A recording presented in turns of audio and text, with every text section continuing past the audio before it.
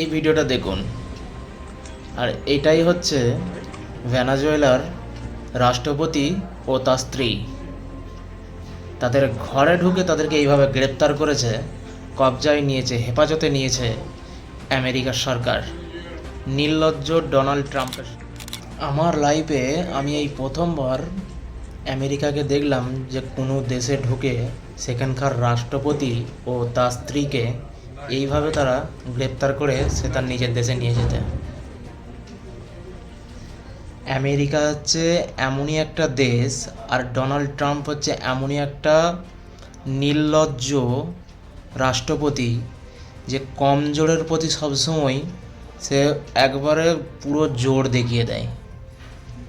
দম নেই আমেরিকার, অতই যদি দম, যাক না পুতিনের কাছে, যাক না চায়নার কাছে, দম আছে।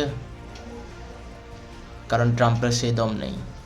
ট্রাম্পও জানে যে পুতিন হচ্ছে আমার বাপ আর চায়না হচ্ছে আমার দাদু। তা বাপ দাদুদের সাথে যখন আমি যুদ্ধ করতে যাব, বাপ দাদুরে তখন আমার পিছনে ভরে দেবে। তাই ট্রাম্প, চায়না, পুতিন এদের সাথে কিছু করবে না, কারণ ওটাও হাড়ে হাড়ে জানে যে ওরা আমার কি করতে পারে।